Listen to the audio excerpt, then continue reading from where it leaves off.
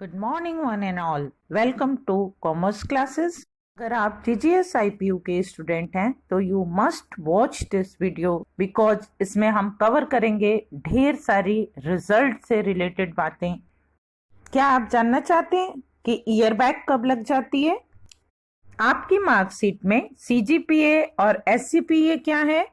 अगर आपके मार्क्स दिए हैं और मार्क्स से परसेंटेज कैलकुलेट होती है तो सीजीपीए का क्या इंपॉर्टेंस है और सीजीपीए से आप मार्क्स कैसे कैलकुलेट करेंगे? और क्रेडिट स्कोर क्या होता है भाई? यही मेरा भी पहला रिएक्शन था जब मैंने देखा क्रेडिट स्कोर। मैंने कहा जब मार्क्स है तो क्रेडिट स्कोर की क्या आवश्यकता है, लेकिन बाद में पता चला कि कैसे सिर्फ 1 क्रेडिट स्कोर आपको आगे की क्लास में जाने से रोक सकता है। तो इन सब माइन्यूट टेक्निकलिटीज को समझने के लिए वीडियो को लास्ट तक देखिए कि आपकी छोटी सी लापरवाही पड़ सकती है भारी, और अगर आपको जानकारी नहीं है तो फिर आप हैं हेल्पलेस। सबसे पहले हम समझते हैं कि क्रेडिट स्कोर क्या होते हैं। ये है आपका क्रेडिट स्कोर, ये आपके सिलेबस में मेंशन्ड होता है और ये आपके रिजल्ट में भी मेंशन होता है। यहाँ पे ये देखिए जो सर्कल है, अगर आपने एक पेपर सक्सेसफुली क्लियर किया है तो आपको उससे एसोसिएटेड क्रेडिट मिल जाएगा। जैसे अगर 5 क्रेडिट हैं, 4 क्रेडिट हैं या 2 क्रेडिट हैं तो आपको उतने क्रेडिट मिल जाएंगे। क्रेडिट ही है जो कि आपको पास या फेल होने पे मिलता है या नहीं मिलता है।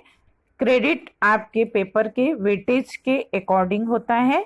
जैसे ऑलमोस्ट आपके प्रैक्टिकल पेपर के क्रेडिट कम होते हैं, लेकिन क्रेडिट ही डिसाइड करता है कि आप नेक्स्ट ईयर में जाएंगे या नहीं जाएंगे। और यहाँ आप ये चीज समझ लीजिएगा कि एक सेमेस्टर से दूसरे सेमेस्टर में जाने के लिए कोई हर्डल नहीं है, लेकिन दूसरे से तीसरे सेमेस्टर में जाने के लिए दैट मीन्स 1 ईयर से सेकेंड ईयर और सेकेंड ईयर से थर्ड ईयर में जाने के लिए हर्डल्स हैं।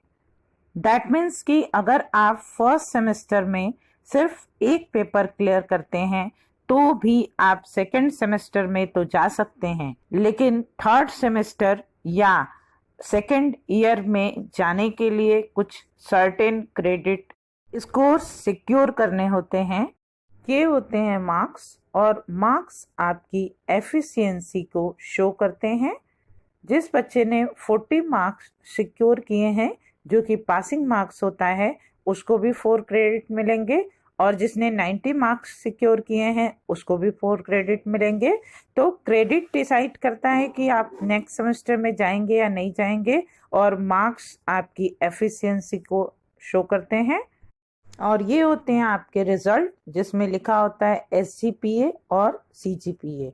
एसजीपीए आपके उस सेमेस्टर के उस पर्टिकुलर सेमेस्टर के ग्रेड होते हैं, जबकि सीजीपीए आपका क्यूमुलेटिव ग्रेड होता है। जैसे सेकेंड के सीजीपीए में आपका फर्स्ट सेमेस्टर का ग्रेड भी इंक्लूड होता है। जब आप सीजीपीए में 10 का मल्टीप्लाई करते हैं तो आपको अपना परसेंटेज मार्क्स मिल जाता है, जो कि डेफिनेटली आपके सिक्योर्ड मार्क्स से अलग होता है। सीजीपीए कैलकुलेट करने का फॉर्मूला आपके मार्कशीट के पीछे होता है।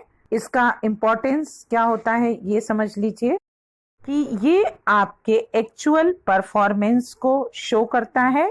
ये मार्क्स और क्रेडिट को एक साथ कंबाइंड करके मॉडरेट करता है। अगर आपने सिर्फ प्रैक्टिकल में अधिक मार्क्स सिक्योर किए हैं लेकिन उसका क्रेडिट स्कोर कम है तो डेफिनेटली आपका सीजीपीए नीचे आ जाता है। एक अच्छे सीजीपीए के लिए आपका उन पेपरों में अधिक मार्क्स होना मस्ट नेसेसरी है जिसके क्रेडिट स्कोर अधिक हैं। आप प्रैक्टिकल में 90, 95, 80 मार्क्स देख के खुश हो जाते हैं ना, लेकिन उसके क्रेडिट स्कोर 2 अगर हैं तो डेफिनेटली आपका सीजीपीए नीचे को पुल हो जाता है। अब हम बात करेंगे कि बैक कैसे लगती है, लेकिन उससे पहले मैं आपसे कहना चाहूंगी कि अगर आपको ये इंफॉर्मेशन यूजफुल लगती है तो आप चैनल को लाइक करें, सब्सक्राइब करें और शेयर करें ताकि सभी को ये यूजफुल इंफॉर्मेशन मिल जाए। कॉलेज लाइफ में ढेर सारी मस्ती, इंजॉयमेंट जरूरी होता है, बट लैक ऑफ इंफॉर्मेशन की वजह से किसी को भी लॉस नहीं होना चाहिए। फर्स्ट ईयर से सेकेंड ईयर और सेकेंड ईयर से थर्ड ईयर में प्रमोट होने के लिए कुछ रूल होते हैं। उसके अकॉर्डिंग आपको फर्स्ट सेमेस्टर और सेकेंड सेमेस्टर मिला के दोनों के क्रेडिट के 50% क्रेडिट सिक्योर करना मस्ट नेसेसरी होता है। सेम रूल आपके थर्ड और फोर्थ सेमेस्टर के लिए भी होता है। अगर थर्ड सेमेस्टर का टोटल क्रेडिट 25 और फोर्थ सेमेस्टर का टोटल क्रेडिट 25 है तो टोटल 50 क्रेडिट होते हैं और आपको फोर्थ सेमेस्टर से फिफ्थ सेमेस्टर मतलब थर्ड ईयर में जाने के लिए 25 क्रेडिट एटलीस्ट सिक्योर करना मस्ट नेसेसरी है। लेकिन इसका ये कतई मतलब नहीं होता है कि अगर आपके एक सेमेस्टर में 4 पेपर और दूसरे सेमेस्टर में 4 पेपर है तो टोटल 8 पेपर्स में से आपको 4 पेपर क्लियर करना होता है। इसका ये बिल्कुल मतलब नहीं होता है। जैसे कि मैं आपको एग्जांपल देकर समझाना चाहूंगी कि बीए इकोनॉमिक्स में टोटल 4 पेपर होते हैं एक सेमेस्टर में और दोनों सेमेस्टर मिला के 8 पेपर होते हैं और उनके क्रेडिट होते हैं 5 + 5 + 5 + 4। दैट मीन्स एक सेमेस्टर में 19 क्रेडिट।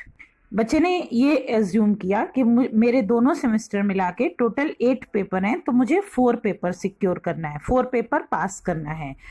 लेकिन 4 पेपर उसने कौन से पास किए? 5 + 5 + 4 + 4।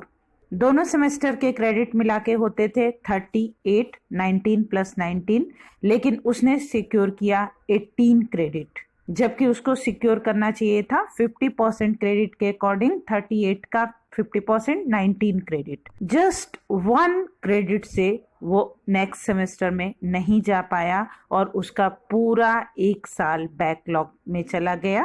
तो इम्पॉर्टेंट आपके नंबर ऑफ पेपर नहीं होते हैं, इम्पॉर्टेंट आपका क्रेडिट होता है कि आपने 50% क्रेडिट सिक्योर किया या नहीं सिक्योर किया।